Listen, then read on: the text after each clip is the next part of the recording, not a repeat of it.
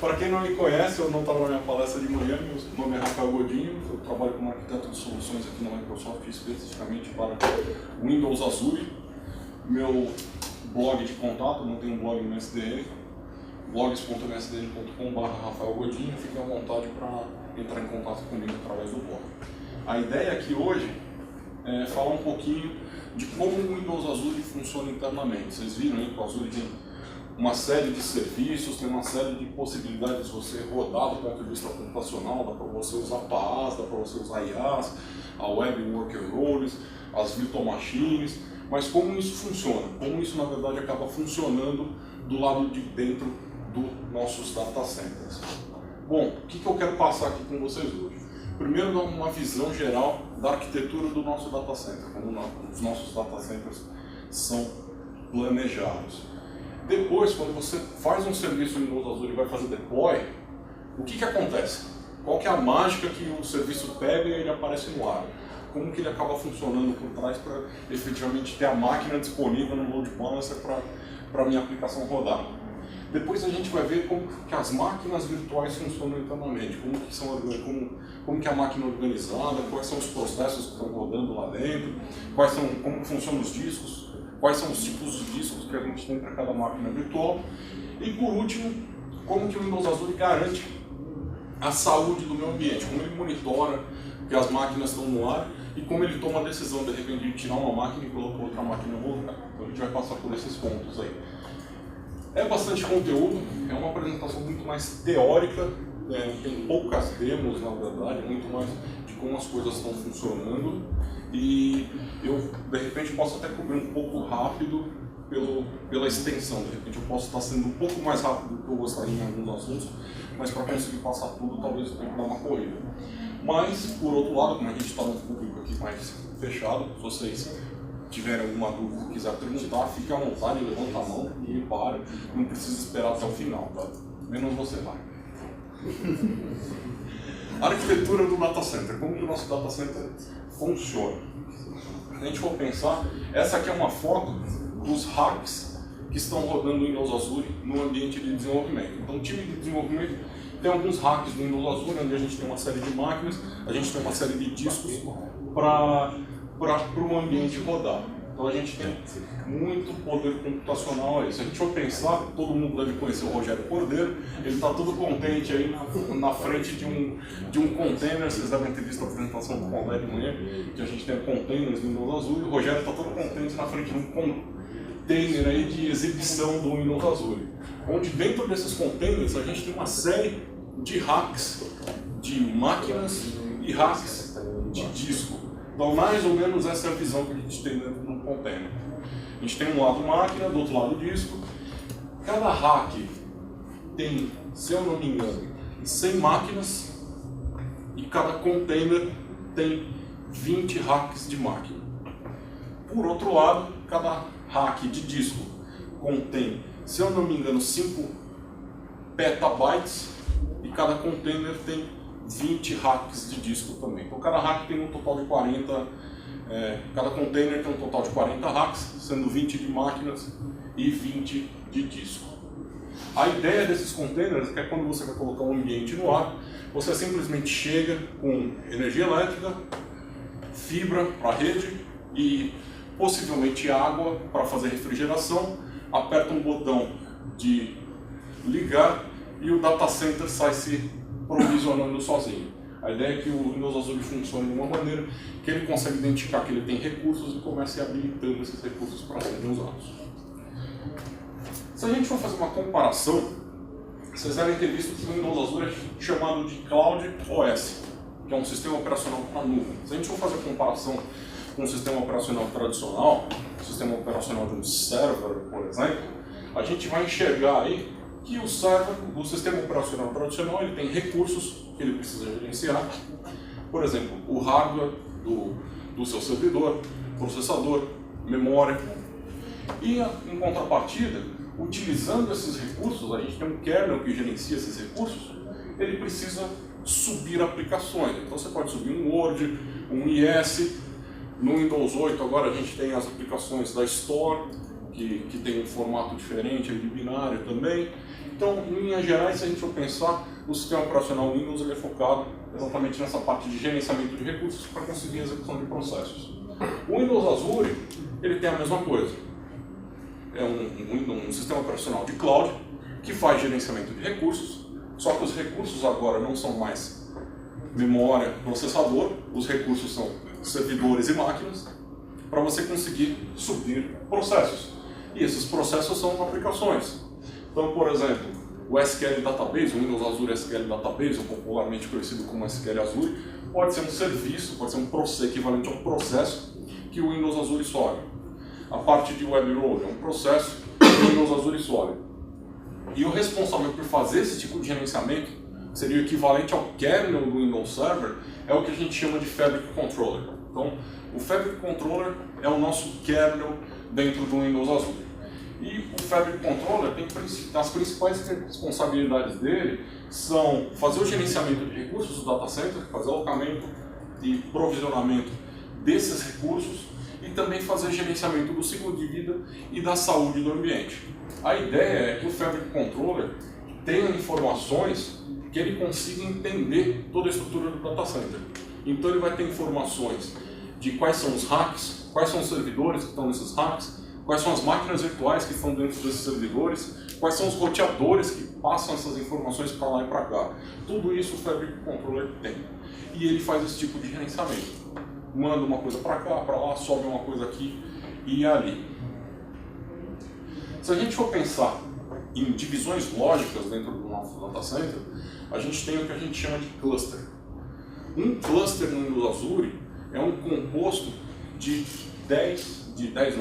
1000 servidores físicos. Esse cluster é o que a gente identifica como um ponto de falha. Então, tudo fica agrupado naquele cluster e a gente tem uma série de Fabric Controllers gerenciando esse cluster. Se a gente for pensar no gerenciamento do cluster, notem que eu estou descendo cada vez mais aí no detalhe. Então, eu estou chegando do data center para o cluster, vou chegar no rack, na máquina, até chegar nos processos físicos. Tá? Se a gente for pensar no gerenciamento do cluster, a gente tem 5 instâncias do Fabric Controller. Essas instâncias elas vão estar rodando numa máquina que está num rack e, obrigatoriamente, de acordo com a nossa arquitetura, o Fabric Controller ele vai rodar na máquina mais alta do rack. Ele vai ficar na parte de cima do rack, gerenciando o conjunto de clusters. Então, as máquinas superiores do rack são máquinas que não são alocadas para outro tipo de uso. Elas são alocadas para o uso do próprio Fabric Controller. E o interessante é meio que fechar a gaveta e trancar a chave dentro. Eu acho até bem bacana. Que o Fabric Controller nada mais é que uma aplicação escrita na tecnologia do Windows Azure usando o modelo de roles. Então o Fabric Controller ele se auto-provisiona e ele se auto-faz deploy, por exemplo. Se eventualmente um Fabric Controller cai, o outro Fabric Controller sobe uma cópia dele. E a gente tem sempre um principal e 4 secundários para conseguir ter bastante tolerância à falha. E eles ficam se replicando em relação às informações que estão sendo armazenadas e sendo processadas no data center. Se a gente for pensar em topologia de rede, antigamente, as primeiras versões do Windows Azure utilizavam essa topologia de rede aí do canto esquerdo, que é uma topologia de rede bem hierarquizada. Se a gente for pensar, é uma topologia de rede multicamadas. Aí. Quando alguém precisa falar quando uma máquina precisa falar com a outra, ela vai subir nas camadas de roteamento e descendo nas camadas de roteamento. Esse tipo de topologia é bastante comum em cenários que você tem uma comunicação bastante vertical, onde você tem uma aplicação que fala com o mundo exterior. Por exemplo, um Bing, um Hotmail, alguma coisa assim funciona nessa linha. Mas no Windows Azure, geralmente a comunicação de rede é bastante horizontal. A gente tem uma máquina falando com storage, a gente tem uma role falando com banco, a gente tem uma virtual machine falando com storage para gravar informações em disco, etc. Isso faz o quê? Isso faz com que se uma máquina estiver num canto do data center e precisar falar com uma máquina no outro canto, ela precisa subir toda a hierarquia e descer toda a hierarquia. Você perde muito desempenho de rede. Nesse tipo de arquitetura, a nossa rede tinha uma banda de 120 gigabits. Agora a gente mudou essa arquitetura hierarquizada para uma arquitetura do tipo um Quantum 10. Que a ideia dessa arquitetura é que todas as máquinas consigam se falar entre si somente com um salto de rede. Então você sempre tem roteadores dedicados para elas conseguirem se falar. Sim, então você não sobe e desce na hierarquia de rede toda hora. Com isso, a nossa banda de rede aumentou um pouquinho, de 120 gigabits subiu para 30.000 gigabits. Então a gente agora consegue trafegar muito mais coisa dentro do data center. E o time está trabalhando numa próxima versão disso daí para conseguir mais banda de rede conforme os data centers vão crescendo. Uma dica para vocês devem ter visto que o load balancer, que no Windows Azure você tem dois IPs, você tem o IP interno da rede e você tem o IP externo para a internet que é falado via load balancer. Antigamente, eu não sei se vocês sabem, o nosso load balancer era baseado em hardware. Só que a gente começou a atingir os limites físicos do load balancer hardware. Quantidade de conexões, quantidade de rotas, quantidade de alterações que você podia fazer. Geralmente os load balancer hardware, eles são feitos para você fazer uma configuração, colocar ele no ar e não necessariamente ficar mudando essa configuração toda hora. Com a maneira como o Windows Azure funciona, que você pode mandar pacotes para criar novos serviços de maneira muito rápida, qualquer um pode fazer isso, a gente chegou num ponto que a gente começou a estressar muito os load balancers de hardware para conseguir fazer alteração de tabela de roteamento, tabela de balanceamento. Então a gente tomou uma decisão de trocar o load balancer. A gente agora tem um load balancer de software, que aí o load balancer de software tem um limite aí de roteamento muito maior. E ele foi feito de uma maneira que a latência de roteamento não foi afetada. Então o nosso load balancer de software tem o mesmo desempenho que a gente tinha antes com o load balancer de hardware, só que com uma possibilidade de servir requisições e ter mudanças na parte de balanceamento e roteamento muito maior. É interessante também que o load balancer de software também está escrito no modelo de role. Então ele é um tipo de aplicação rodando dentro do data center. E uma dica para vocês, sabendo que vocês têm o IP interno e o IP externo, quando uma instância precisar falar com a outra, sempre que possível se comunique com o IP interno. Se você fala com o IP externo, além de estar saindo do data center, está saindo para a internet e voltando, tendo custo de banda, etc., você vai aumentar a latência. É pequeno o aumento da latência, meio milissegundo, 500 microsegundos, mas dependendo da aplicação isso pode fazer diferença. Então se você puder falar internamente, melhor. Se você tiver mais de um cloud service, e esses cloud services precisam se falar, você pode utilizar a opção de criar uma virtual network. Você faz uma rede privada entre um cloud service e outro. As máquinas que estão dentro do mesmo cloud service, elas conseguem se falar pelo IP interno, e se você tiver máquinas entre cloud services distintos que precisam se falar, você pode criar uma rede privada entre esses cloud services. Agora vamos ver um pouquinho aí como que a instalação do serviço funciona. Legal, mandei o pacote para o Windows Azure, tem um novo hardware rodando dentro do Windows Azure, como que ele funciona?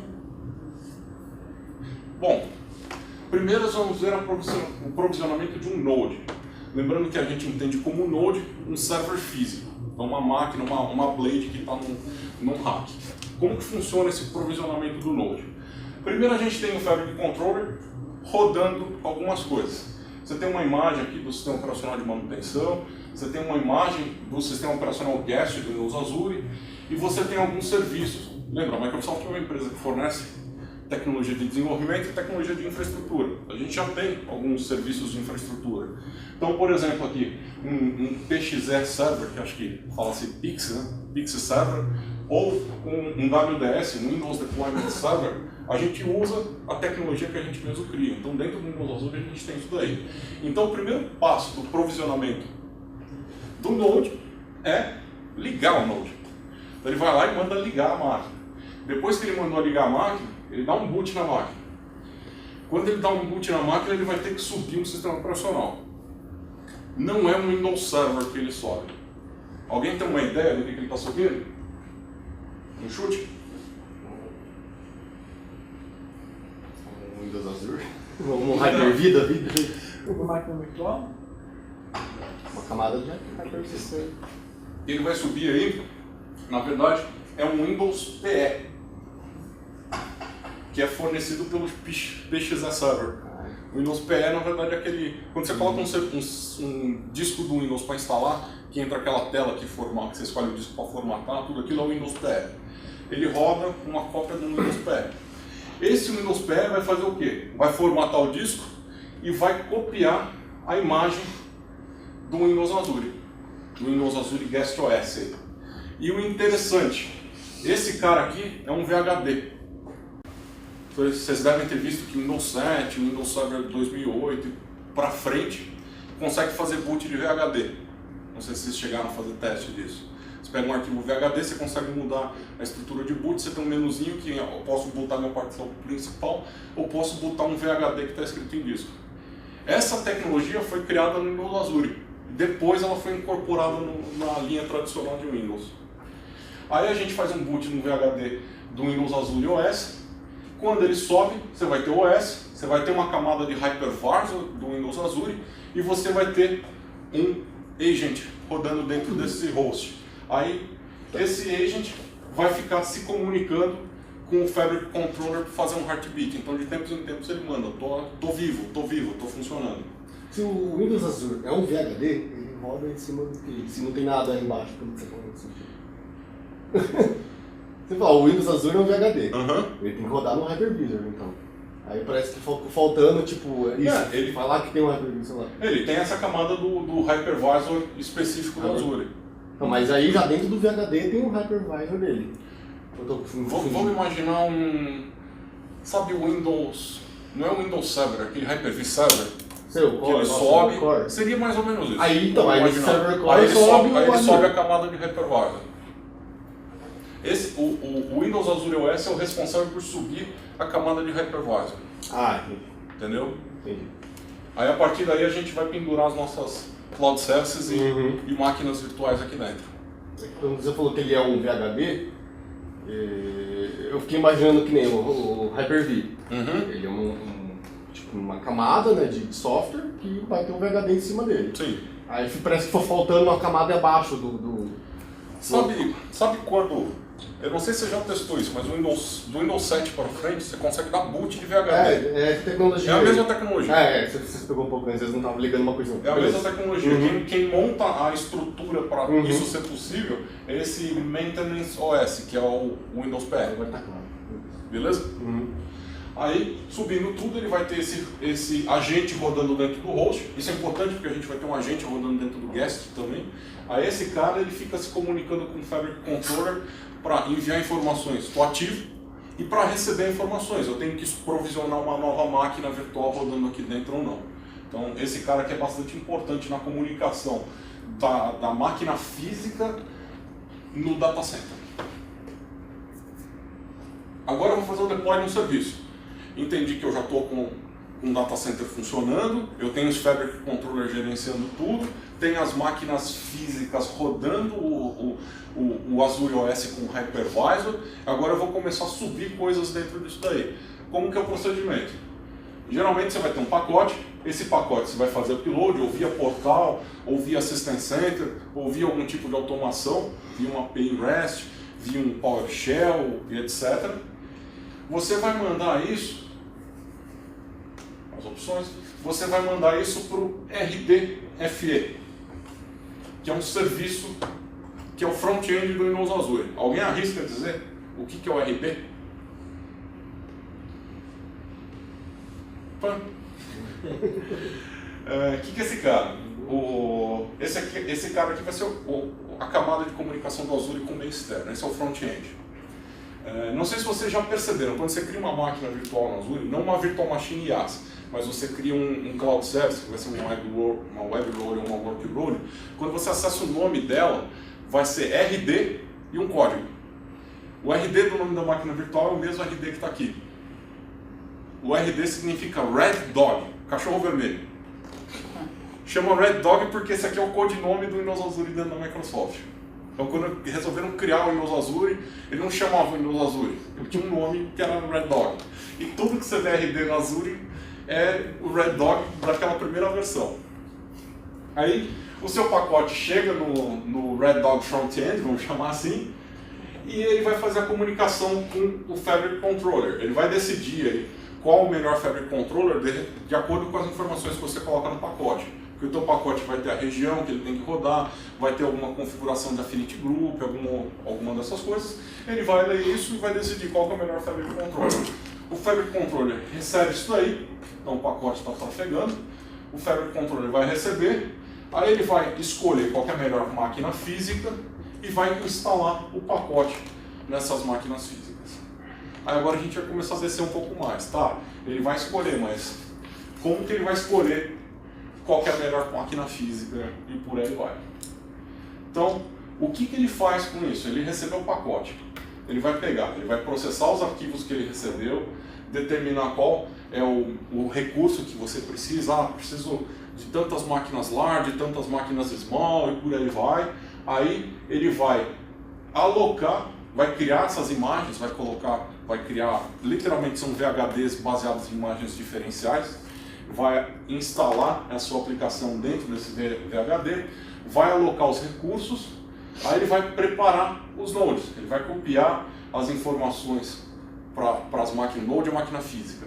Ele vai copiar as informações para a máquina física, vai criar a máquina virtual lá dentro da máquina física e vai ligar a máquina virtual dentro da máquina física.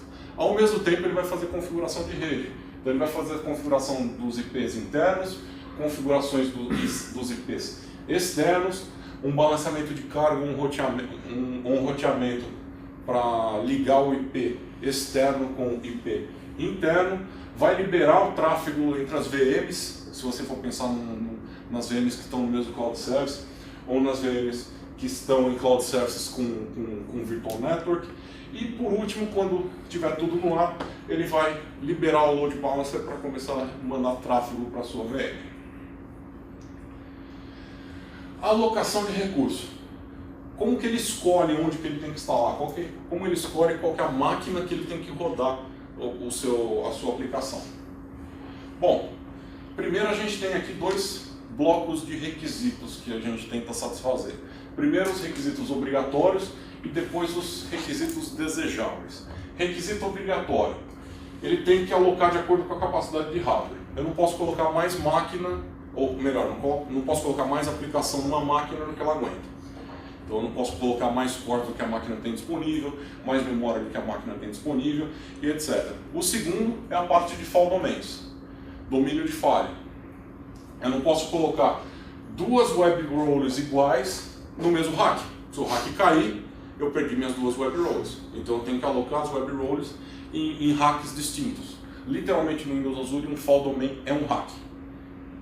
Tá? Então quando você faz a configuração do seu projeto e fala, vou usar 5 fault domains e eu tenho 5 instâncias na minha web role, eu vou colocar cada instância num rack diferente. Ele vai fazer esse tipo de balanceamento. Aí, atingindo os requisitos obrigatórios, a gente vai verificar requisitos desejáveis. Além dessa divisão de fault domains, o que dá para agrupar? Vamos dizer que você tem 5 web roles e você tem 5 worker roles. E você tem 5 fault domains. Eu vou colocar 5 web roles, cada web role em conjunto com uma worker role no mesmo rack para ficar próximo, para eu conseguir ter otimização de tráfego entre essas máquinas, por exemplo. Se possível, colocar elas na mesma máquina física. Então ele começa a fazer otimização de recursos para ver que ele consegue agrupar tanto do ponto de vista de manutenção, tanto da camada de hypervisor e da camada de host. Lembrando, a estrutura do Azure passa por manutenção. A gente precisa fazer a atualização do sistema operacional que está rodando lá dentro. Quando a gente faz a atualização do sistema operacional, a gente derruba o que está lá dentro da máquina. Essa alocação é levada em consideração nesse tipo de cenário, para saber qual que é o melhor local, para ter menos impacto na hora que o ambiente sofrer manutenção. Como que um exemplo aqui de deploy? Vamos dizer que eu tenho a minha aplicação, que ela tem duas roles, uma web role e uma worker role. A web role eu estou colocando que ela tem 3. Diga. Lá no fault domains é uma configuração que eu coloco lá no config do web role. Você vai colocar naquele Service Project Config, alguma coisa assim, eu não lembro o nome do arquivo exato. mas é o arquivo um dos dois arquivos de configuração. Você tem uma propriedade de quantidade de domains e você fala quantos domains os rollers têm. Então eu determino 2 domains e vai ficar em 2 hacks separados. É isso? O que vai acontecer é o seguinte, se você... É isso mesmo. Cada hack é um fall domain, é isso mesmo. Aí se eu tiver 2 instâncias, fica uma em vai cada ficar um em cada hack. E vai estar no mesmo container. Pegou fogo no container, tem os 5 oprimidos. Ele vai ficar em outros containers, é exatamente o mesmo. Mas aí você tem replicação também. O fall domain é hack. Tá, pode, os hacks ele vai estar no mesmo pode estar dentro do mesmo container. Ou ele vai estar em outros containers? Não, pode estar dentro do mesmo container. Essa parte de rede, energia, é isolada dentro da estrutura física do container. Tá, então fisicamente eles vão estar, minha aplicação vai estar rodando dentro de 5 hacks diferentes, mas fisicamente pode estar no mesmo container. Aí depende do algoritmo, eventualmente ele pode pegar um container diferente ou ele pode pegar o mesmo, mas o fall domain é o hack. Tá. O default ele vem com um hack só. Por default eu acho que são 5 fall domains no projeto padrão. E o máximo, se não configurar nada, ele vai assumir o default, se eu não me engano o default é 5. E o máximo acho que são 20. Tá. Nesse exemplo aqui, eu tenho uma web roller com 3 quantidades e 3 domínios. A máquina é uma máquina large. E aqui na minha worker roller, eu tenho 2 instâncias, 2 domínios e uma máquina média. Então como que ele vai alocar?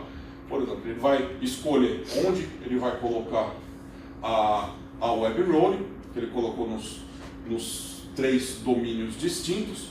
Aí ele vai tentar agrupar as worker rollers no mesmo local. Então ele vai colocar as worker rollers no mesmo domínio.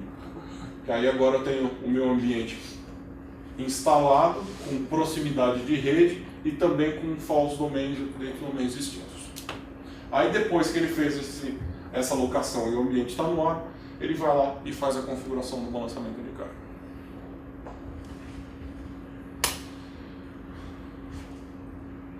Como que é o processo que ele vai fazer? O Fabric Controller ele vai receber os binários da sua aplicação e vai, depois da escolha de onde a sua aplicação vai rodar, ele vai pegar esses binários e envia. Lembra daquele host agent que eu comentei? Aquele host agent é exatamente a aplicação que vai receber a comunicação do Fabric Controller e vai enviar essas informações para o host agent. O host agent vai criar os VHDs, ele vai criar o VHD do sistema operacional, criar o VHD de onde a aplicação é instalada, etc. Aí depois ele criar o VHD, ele cria a VM, adiciona os VHDs na VM e liga a VM. Aí quando ele ligou, dentro da VM a gente vai ter o Guest Agent.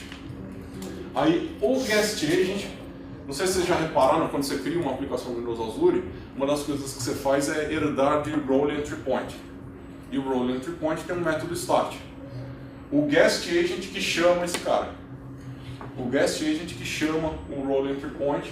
E além disso, o Guest Agent também fica numa comunicação com o Host Agent. Então, o Guest da máquina virtual fica numa comunicação com o Guest da máquina física, que por sua vez fica com uma comunicação com o Fabric Controller. E os Fabric Controllers ficam se falando entre si. E o Load Balancer é configurado depois que a máquina começou a responder. Então eu não vou mandar requisição para a máquina se ela ainda não está no ar. Então, como que é a visão alto nível de um node? Como que é a visão alto nível de uma máquina física? Então a gente tem aqui os nossos Fabric Controllers externos, um primário e vários secundários. A gente tem o nosso node físico. Dentro do nosso node físico a gente tem lá o host rodando, o host agent se comunicando com o Fabric Controller. Dentro do host nós temos aqui o repositório de imagens, então a gente tem imagem de sistema operacional, os pacotes de serviço que estão rodando naquela máquina, etc. E o host instancia as várias máquinas virtuais. Dentro da máquina virtual a gente vai ter o Guest Agent, que faz exatamente essa comunicação com o host, e o nosso código, que é a parte de Role Instance, que é onde está a nossa Role Entry Point, nossa DLL de uma Worker Role rodando, por exemplo. discos, o que a gente tem de discos? Dentro da nossa role, a gente tem aí 3 discos. A gente tem o disco do sistema operacional, que é o drive D, não é o C, é o D. A gente tem uma partição aí para arquivo temporário, que fica no drive C, e a gente tem aí também um VHD para arquivos do seu deploy, para arquivos da sua aplicação. Ela pode ficar no drive E ou no drive F, o que tiver livre primeiro. Você fez um deploy, ele vai pegar o drive E. Se você mandar fazer um update, quando ele estiver subindo o update, o drive E está ocupado, ele vai subir o drive F e vai apagar o drive E. Então por isso que de vez em quando você pode ver que a máquina tem um drive F. Então essas são as opções. Aí aqui que a gente vai ter, a parte de arquivo temporário vai ser um VHD dinâmico, a parte de sistema operacional vai ser um diferencial para uma imagem de um Windows, e a parte de onde fica os meus binários vai ser um diferencial para onde eu tenho algumas outras informações para a parte dos arquivos de deploy. O que a gente tem rodando lá dentro? Lembra que a gente tem lá o Guest Agent, etc. O que o Guest Agent tem? Na verdade, a gente tem os discos aqui, ó, o Drive D para o sistema operacional, Drive C para temporário e o Drive E para aplicação. E a gente tem em relação a processo, a gente tem o agente dispara o worker host e o worker host chama a worker role DLL, que vai chamar o seu onStart da classe que é de Role Entry Point. Então, a gente, eu e ele trabalhando na empresa, ele estava desenvolvendo um sistema nos Azure. Aí alguns deploy, realmente ocorreu isso. A gente dá um update, ele está com o antigo, aí está dando atualização na outra unidade, aí ele sobe e já atualiza. Fica estável, fica visível ali que está ainda ativo o sistema não cai e continua. Agora, só que recentemente a gente, quando vai atualizar, quando dá algum erro de update, ele para aquele serviço lá, ou a VM fica interrompida, aí a gente tenta fazer o deploy de novo, aí o serviço caiu, o site ou o sistema. Quantas instâncias? Uma instância a gente programa. Para você, depois talvez eu não lembro se eu falo de SLA mais para frente, mas para você ter aquele, que a gente tem um SLA de 99.95, para você ter SLA de 99.95 você tem que ter pelo menos 2 instâncias. Porque aí qual que é o ponto? Você tem lá o fall domain, o update domain, etc. A ideia é que ele não tire todas ao mesmo tempo. Então ele tirou uma, foi fazer o update e por algum motivo o update deu problema, ele não tirou a outra ainda e a outra ainda está rodando a versão antiga. Isso ocorreu também já. Isso ocorreu. Então, aí ficou no ar. Continuou no ar. Aí, então, tinha que fazer um aí depois você novo. vê qual pode ser o problema, corrige e aí deve... A ideia é que você tenha mais de uma instância, exatamente. Se você tiver problema no update, a outra continua no ar sumindo. Isso pode ser uma abordagem para o sistema não sair. Outra abordagem, eu não falo disso aqui, mas eu acho que talvez o Vitor vá falar na palestra dele, que é quando você for fazer upgrade, você tem aquela opção de fazer swap. Você coloca um stage em produção e depois você troca o que era stage com produção. Que acho que pode ser uma possibilidade, porque aí você nem mexe no outro ambiente. Ele vai falar disso? Eu não lembro, você vai falar disso? Então, que acho que é a sua próxima palestra aqui, né? Tá. Vou mostrar para vocês esse cara aqui. Eu tenho uma máquina rodando. Eu vou exatamente fazer um remote desktop na máquina e mostrar para vocês os discos. Então aqui eu tenho um Cloud Service. Eu acho que é esse. E aqui eu tenho uma instância, aqui no caso eu estou errado em relação a SLA, só estou com uma instância rodando. Né?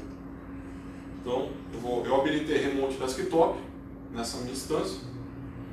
Então só uma pergunta. E vou conectar. Pode ocorrer, se eu tiver com a instância, der algum problema no hack, aquela instância eu perdi. Exato, aí você ficou fora até subir uma instância nova. Até eu fazer o deploy. Não, na verdade isso a gente vai ver na parte de gerenciamento de saúde do ambiente, que ele reposiciona isso. Mesmo tendo uma instância, mas o reposicionamento não vai ser automático, vai demorar alguns minutos. Entre esse tempo você ficou fora.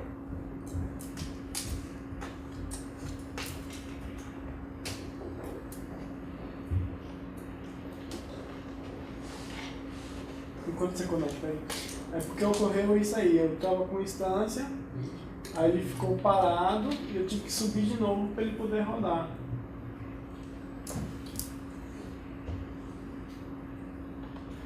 O que pode ter acontecido de repente... Eu publiquei, por exemplo, na segunda, no final da tarde, aí quando eu cheguei terça-feira, a instância não estava mais rodando, estava VM, no painel da VM interrompida. E como eu não tinha segunda instância... O que pode ter acontecido é... Vou colocar assim.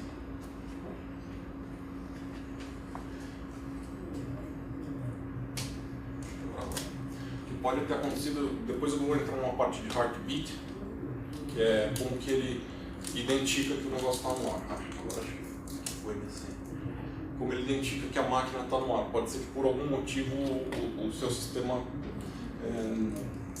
estava usando, não sei exatamente o que aconteceu, mas pode ser que por algum motivo a parte de comunicação de heartbeat não conseguiu responder. De repente estava usando muita CPU e não teve CPU sobrando para funcionar a parte do heartbeat. Eu vi isso acontecer com um outro cliente, não sei se é o caso. Então, quer dizer, se tem muito consumo de CPU e memória, ele pode derrubar a máquina, pode travar a máquina, vamos supor assim. Se foi muito consumo a ponto do heartbeat não conseguir responder, sim.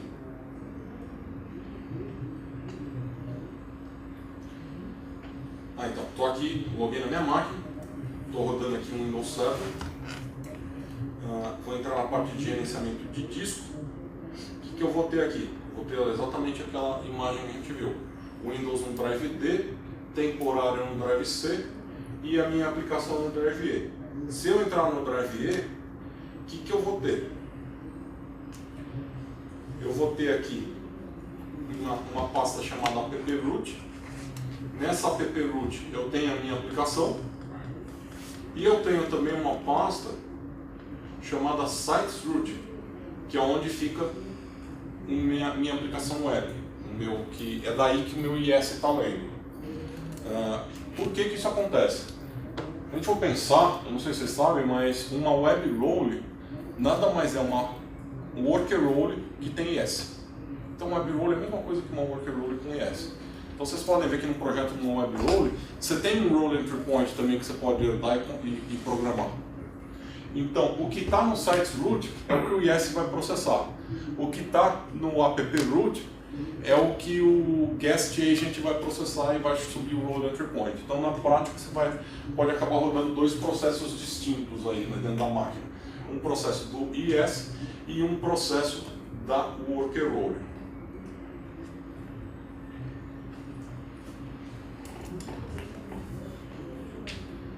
Posso te fazer só uma pergunta? Esses endpoints que você falou é para comunicação entre VMs? Pode ser entre as VMs ou entre a VM e a internet. Você tem endpoints internos e endpoints externos. Um cenário que utiliza isso, por exemplo, um exemplo. Bom, uma web role, um endpoint externo é porta 80 para poder fazer comunicação HTTP. E um endpoint interno, vamos dizer, você pode ter algum cenário que as suas roles precisam se sincronizar entre si. Por exemplo, o Fabric Controller, eles estão sempre sincronizados, então eles vão estar se falando por uma porta interna, não uma porta que está publicada na internet. Esse seria um endpoint interno. Comunicação entre o sistema, algo integrado, algum modo. Exatamente, mas que não precisa sair para a internet, só dentro dele mesmo. Usa um endpoint. Exato. O Drive C, que você falou de arquivos temporários, que tipo de arquivo seria? Memória dump, pagefile? Não, pode ter pagefile e pode ter código da tua aplicação. Vamos dizer que a sua aplicação precisa processar um monte de arquivo, mas ele usa esses arquivos de maneira temporária, não é uma coisa que ele precisa salvar, ele vai salvar só o resultado final. Então ele pega esses arquivos temporários, coloca no Drive C e processa. Essa tipo pagefile, memória dump, não precisa me preocupar com isso, tipo, ele já estaria configurado num disco separado. Você não precisa se preocupar, pelo menos na Worker e Web Role, você não precisa se preocupar em fazer esse tipo de administração. Na VM, no IaaS aí o ambiente é seu. Mas não é necessariamente não está configurado nesse C, não. Né? Tipo, no IaaS é diferente, eu vou falar do IaaS daqui a pouquinho. Tá. Dica para você, quando você for fazer o deploy, tente utilizar pacotes pequenos. você vai ter o seu arquivo que você vai mandar com o código da tua aplicação, com o binário da sua aplicação. Tente utilizar pacotes pequenos. Por quê? Porque esse pacote é copiado várias vezes dentro do data center. Então você tem lá o pacote, você manda para o portal. O portal manda para o RDFE. O RDFE manda para o Fabric Controller. Aí o Fabric Controller manda para o servidor físico. Então se você tiver um pacote de deploy da tua aplicação de 200 megas, são 200 megas sendo copiados de um lado para o outro. Então uma alternativa que você pode trabalhar se você tiver um pacote grande é tentar trabalhar com uma ideia de um bootstrap, que você manda um pacote pequenininho com um binário que vai subir, e quando esse binário subir ele conecta em algum lugar para baixar o resto. Então você poderia, por exemplo, esses arquivos auxiliares, colocar numa estrutura de blob, mandar um pacote pequeno, quando a sua aplicação subir a primeira vez, ela vai lá e baixa do blob. Então você tem um pacote pequeno que sobe muito mais rápido, então você diminui o tempo de subida do seu ambiente. No caso de um Git, por exemplo, alguma coisa assim? Um GitHub? Um repositório.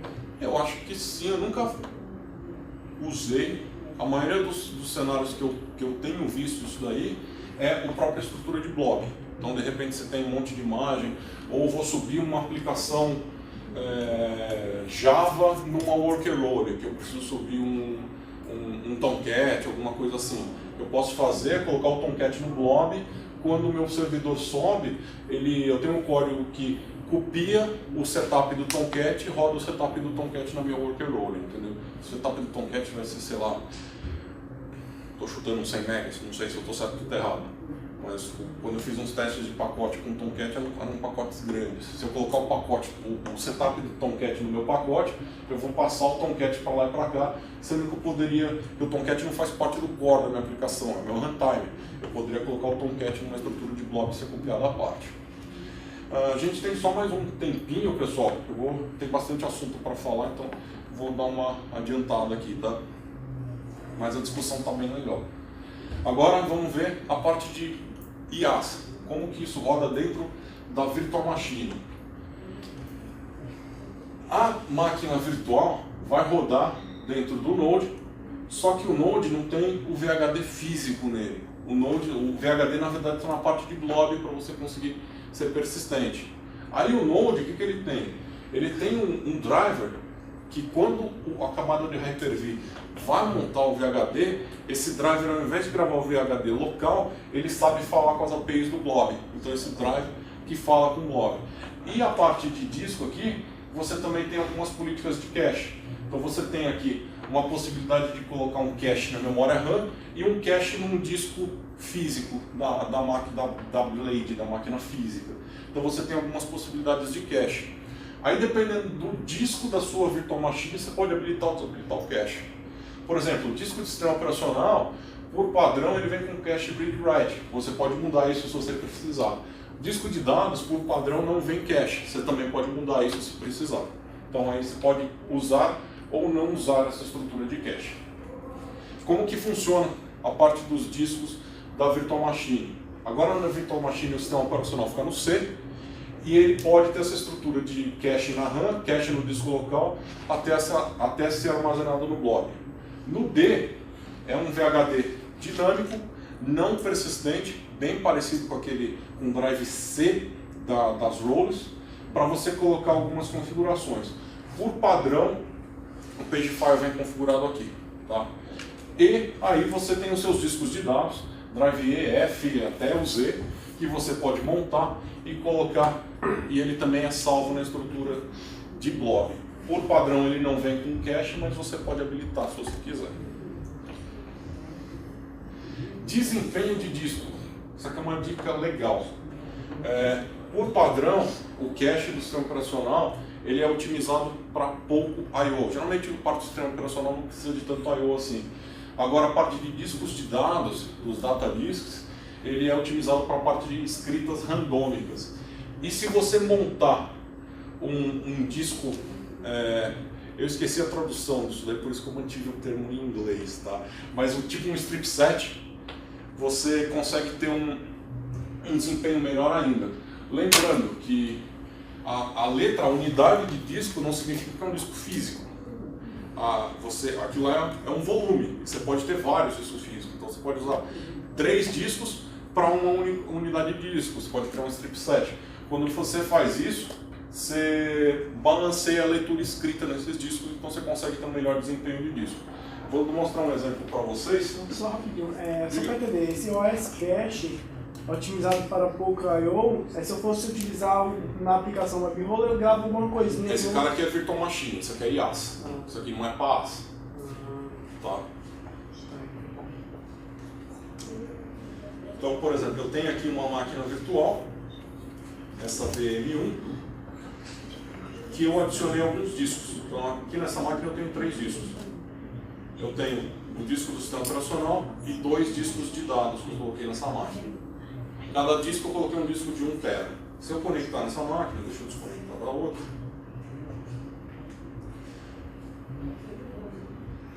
Se eu conectar nessa máquina, eu vou mostrar na parte de gerenciamento de disco exatamente esses discos e como que eu poderia criar um disco com strip set.